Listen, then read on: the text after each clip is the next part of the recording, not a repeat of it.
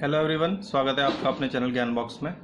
देखिए, आज हम जो एक्सरसाइज करने वाले हैं ये एक्सरसाइज 4.2 क्वाड्रेटिक इक्वेशंस। ठीक है, इसमें बेसिकली हमें फैक्टराइजेशन करना है, फैक्टर निकालने हैं इसके, यानी रूट्स फाइंड आउट करने हैं।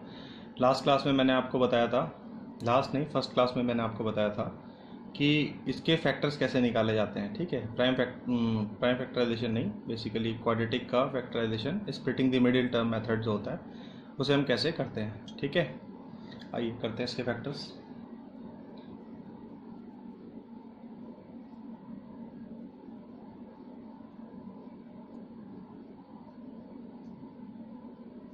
ये मैंने आपको फर्स्ट क्लास में बताया था कि अगर दोनों साइन माइनस हैं दैट मीन्स एक रूट प्लस आएगा, एक रूट माइनस आएगा। अगर एक रूट प्लस आएगा और एक रूट माइनस आएगा तो उसके जो फैक्टर बनेंगे एक प्लस और एक माइनस बनेगा। तो मैंने आपको बताया था कि जब भी आप सबसे पहले क्या करेंगे, यहाँ पे जो टर्म है यहाँ पे कोई नहीं दिख रहा है तो इसका मतलब यहाँ पर a है, a की वैल्यू 1 और यहाँ पर c की वैल्यू -10। तो सबसे पहले आप a इंटू सी कर लीजिए, ये रूल कहता है।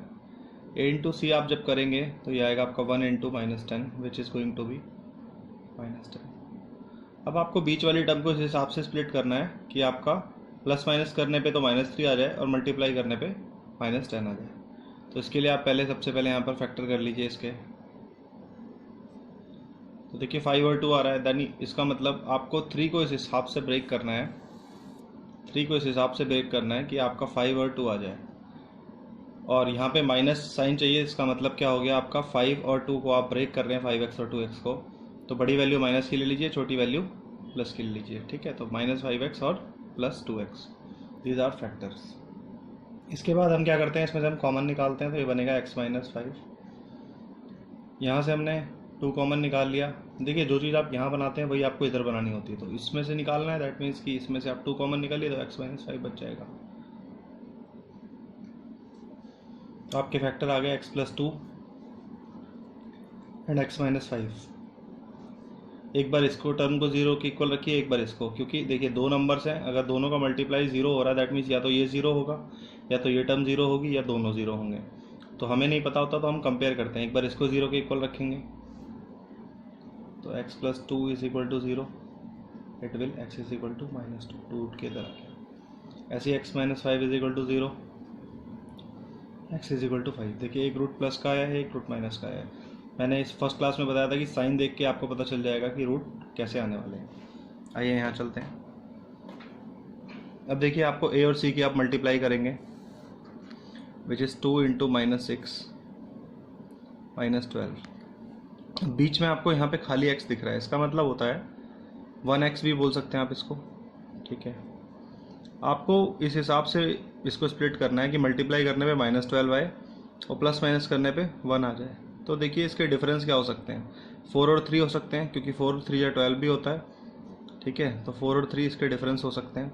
हाँ, आपको मल्टीप्लाई करने पे माइनस लाना है, इसका मतलब आपकी बड़ी वैल्यू या छोटी वैल्यू में से कोई एक, यानी जो दो वैल्यूज़ हैं उनमें से कोई एक माइनस होना चाहिए। और एडिशन करने पे प्लस का साइन आ रहा है, दैट मीन्स आपकी बड़ी वाली वैल्यू प्लस होगी। दैट मीन्स आप 4x लिख दीजिए या सिंपली +4x लिख दीजिए, और जो डिफरेंस आ रहा है 3x, इसको माइनस ले लीजिए। इन दोनों का मल्टीप्लिकेशन 4 इंटू 3 करेंगे तो -12 ही आएगा। ठीक है, और 4 और 3 का जो डिफरेंस है वो केवल x बचेगा प्लस का। ठीक है, आई थिंक समझ आ गया होगा। ये वाला क्वेश्चन मैंने फर्स्ट क्लास में भी करा रखा है।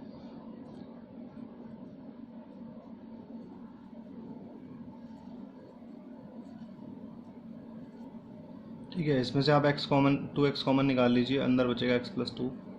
जो आपने यहाँ बनाया वही आपको यहाँ बनाना है, तो आप यहाँ से -3 कॉमन निकाल लीजिए, अंदर बचेगा x + 2 = 0, it will come out 2x - 3 and x + 2।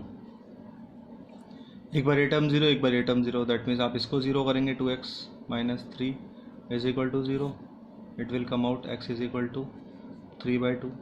एक बार आप इसको करेंगे तो x + 2 = 0, x विल बी -2। ठीक है, आई थिंक समझ आ गया होगा आप लोगों को। नेक्स्ट क्वेश्चंस करते हैं। देखिए, अब अपने पास ये वाले क्वेश्चन आ गए हैं। इसमें देखिए यहाँ पर a और c की जगह पर क्या है। सबसे पहले a = आपको √2 दे रखा है एंड c = आपको 5√2 दे रखा है। आप इन दोनों की मल्टीप्लाई करेंगे तो √2 और √2 मल्टीप्लाई होकर 2 बन जाएंगे, और साथ में बचा है 5, तो यानी 5 × 2 10, यानी a और c की वैल्यू आपकी आ गई 10। आपको ब्रेक करना है 7x को इस हिसाब से कि मल्टीप्लाई करने पे प्लस का 10 आ जाए। देखिए +10 तभी आता है या तो आपके दोनों फैक्टर जो आप स्प्लिट कर रहे हैं दोनों माइनस में हो या दोनों प्लस में हो, अदरवाइज यहाँ प्लस का साइन नहीं आएगा। और आपको यहाँ प्लस माइनस करने पे भी प्लस चाहिए, इसका मतलब आपके जो दोनों फैक्टर हैं वो खुद ही प्लस के होंगे। ठीक है, अगर माइनस के होंगे तो माइनस साइन आना चाहिए। इसलिए इसके फैक्टर जो हमारे समझ में आ रहे हैं वो हो जाएंगे 7x को आप लिख सकते हैं 5x एंड 2x। 5 2 10 भी होता है और 5x और प्लस 2x 7x भी होता है। ठीक है, तो आपने इसको स्प्लिट कर लिया 7x को 5x प्लस 2x। ठीक है, इसके बाद